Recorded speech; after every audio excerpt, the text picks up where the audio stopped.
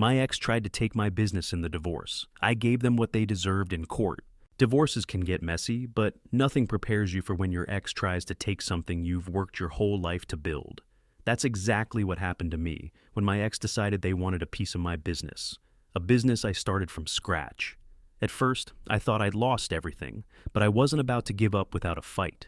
By the time we faced off in court, I had a plan that left them reeling and gave me the ultimate victory. What I did? Let's just say they got exactly what they deserved. Before we jump into today's video, I need your help. We've noticed the channel is losing some traction, and subscribing is one of the best ways you can support us. It's quick, free, and it helps us keep bringing you awesome content. Your support means the world. Let's keep this channel growing together. Thanks so much. Now let's start the video. When my ex and I got married, I was just starting out. I'd left my corporate job to follow my dream of starting my own business, a boutique marketing agency. It wasn't easy at first. There were late nights, missed vacations, and moments when I wasn't sure if I'd make it. But slowly, with hard work and determination, the business started to grow. At first, my ex seemed supportive. They'd tell friends how proud they were of me, how inspiring it was to see me chase my dreams. But looking back, I realized they were more interested in the potential success than the effort it took to get there.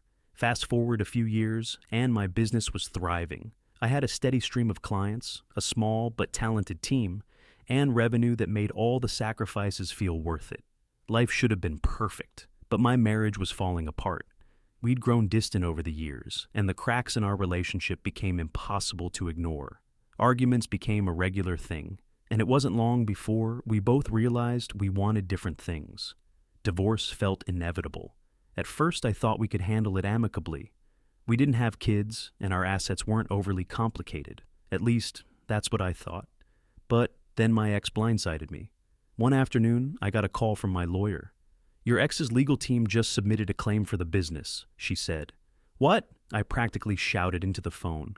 "They're arguing that because the business was built during your marriage, they're entitled to a share of it."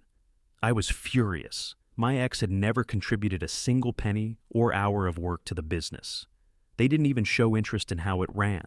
And now they thought they deserved a piece of it? The audacity was staggering. But as much as I wanted to scream and throw things, I knew I couldn't let my emotions take over. This wasn't just about money or assets. This was about something I'd built from the ground up, something that was part of who I was. I wasn't about to let them take it without a fight. The day I found out my ex was coming after my business was the day I decided to gear up for the fight of my life. I wasn't just defending a company. I was defending years of sacrifice, sleepless nights, and everything I'd poured into building my dream. My lawyer, Rebecca, was a bulldog in the courtroom. She laid it out for me, no sugarcoating. "They're going to argue that the business is a marital asset since it was built during the marriage," she said. "But we have options.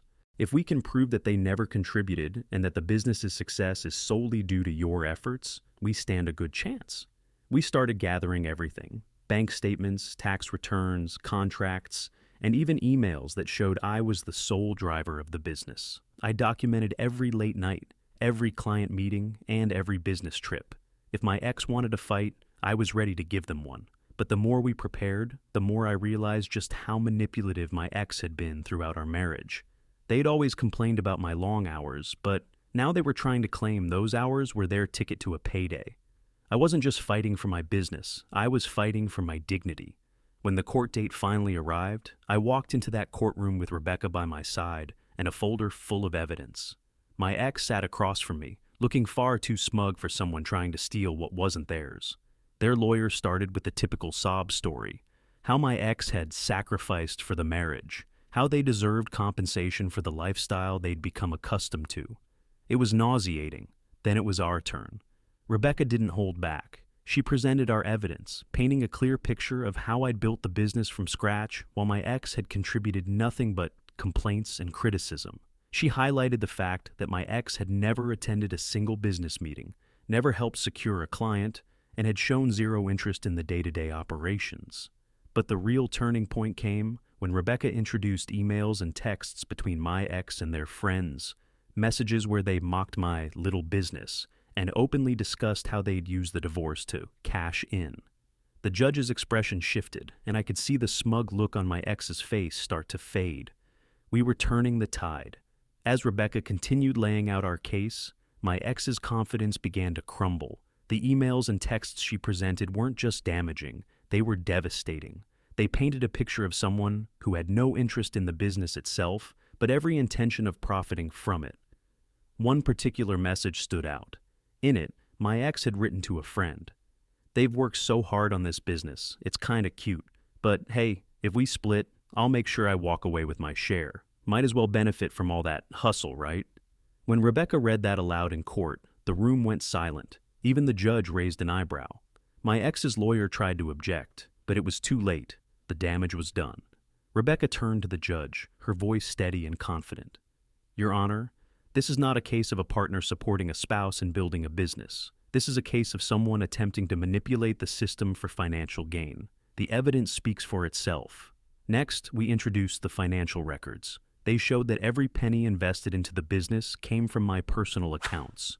There were no shared funds, no contributions from my ex, not even so much as a supportive coffee run during late-night work sessions. Then came the testimonies. I'd called in a few close friends and colleagues who had been with me during the early days of the business. They spoke about the sacrifices I'd made, the countless hours I'd poured in, and the fact that my ex had been completely uninvolved. One of my colleagues even recounted a time when my ex had openly complained about how much time I spent working, calling my efforts a waste of energy.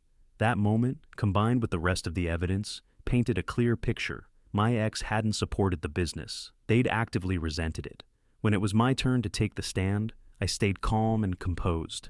I talked about the years of work it had taken to build the business and how deeply personal it was to me. "This isn't just a business," I said. "It's a part of who I am. I built it with my own two hands, and no one, especially someone who didn't contribute, has the right to take that away from me." I could see my ex squirming in their seat, their smugness now replaced with discomfort. They'd walked into that courtroom thinking they could outsmart me, but the tide was turning in my favor. As the court proceedings reached their climax, my ex's lawyer made a last-ditch effort to salvage their case. They tried to frame my ex as a supportive spouse who had sacrificed for the marriage, claiming they deserved compensation for the lifestyle they'd grown accustomed to. Rebecca wasn't having any of it.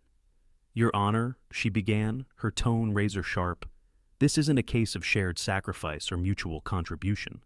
This is a case of someone attempting to claim credit for something they had no part in building. My client's business was not only started with their own funds, but it also grew solely because of their expertise, dedication, and effort. The evidence makes this crystal clear." Then she delivered the final blow. "We've already established that my client's ex had no role in the business," Rebecca continued, "but let's take it one step further. Exhibit 14, Your Honor." She handed a document to the judge, a sworn affidavit from my accountant, confirming that my business finances had always been completely separate from our personal accounts. There wasn't a single transaction, investment, or expense that could tie my ex to the business. The judge leaned back, flipping through the pages. My ex's lawyer was visibly flustered, scrambling to come up with a rebuttal, but there was nothing left to argue. Then Rebecca turned her attention to the texts and emails. "And finally, let's not forget the defendant's own words," she said, referring to my ex. "They mocked this business as a little project and made it clear they saw it as nothing more than a financial opportunity in the event of a divorce. Their intentions were never about fairness or equity. They were about greed." When the judge spoke, their tone was firm. "I've seen enough to make a decision," they said, addressing the courtroom. "It's clear that the business was built entirely through the plaintiff's efforts, with no contribution, financial or otherwise, from the defendant. Therefore, I find that the business is not a marital asset and remains the sole property of the plaintiff." The words hit me like a wave of relief. I had won. My business, my passion, my hard work was safe. As I turned to leave, I glanced at my ex. They looked stunned, as if they couldn't believe what had just happened. For a moment, I felt a flicker of satisfaction. They'd tried to take everything from me, and now they were walking away with nothing. Winning back my business felt like reclaiming a part of myself. But the victory wasn't just about what I'd kept. It was about what I'd gained. The experience taught me resilience, sharpened my instincts, and reminded me of my worth. One of the most rewarding moments came a year after the court battle when I was invited to speak at a business conference. Standing on that stage, sharing my story of building and defending my company, I realized just how far I'd come. I talked about the challenges of entrepreneurship, the importance of protecting what you've worked for, and the lessons I'd learned about trust and boundaries. The audience's response was overwhelming, and several people approached me afterward to share their own stories of overcoming betrayal. It was a full-circle moment, proof that I hadn't just survived the ordeal, I'd grown from it. My business continued to thrive, and I eventually expanded it to include a foundation that supported small business owners going through legal or financial struggles. It was my way of paying it forward and turning a painful chapter into something positive.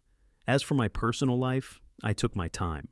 I focused on myself, rediscovering what made me happy outside of work, and when I was ready to let someone new into my life, I knew I'd learned enough to avoid repeating past mistakes. After the court decision, I expected my ex to retreat quietly, but of course, that wasn't the case.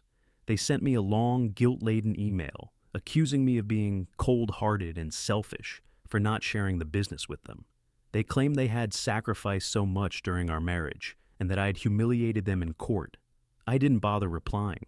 I wasn't about to get dragged into another round of their manipulation. The court had spoken, and for the first time in months, I felt like I could finally breathe again. But the fallout didn't stop there. News of the court case spread among our mutual friends, and opinions were split. Some people sided with me, recognizing how much I'd invested in the business and how unfair it was for my ex to try and take it. Others, likely swayed by my ex's sob story, kept their distance, believing I'd somehow won unfairly. It didn't matter. I'd learned to stop seeking validation from others. The people who truly mattered, the ones who knew me, my struggles, and my work, stayed by my side, and that was all I needed. Meanwhile, I poured my energy back into the business. Winning in court wasn't just a victory, it was a wake-up call. It reminded me how much I'd accomplished and how much more I wanted to achieve. I revamped my company's branding, expanded into new markets, and even started mentoring other entrepreneurs. As for my ex, they faded into the background, no longer a looming shadow over my life. Every now and then, I'd hear about them struggling to make ends meet, still blaming everyone but themselves. It was a stark contrast to the life I was building, and it reinforced one simple truth. You can't thrive on greed and entitlement. This entire experience taught me a powerful lesson. When you work hard for something, you have every right to protect it. No one, not even someone you once loved, has the right to take away what you've built through your own sweat and sacrifice.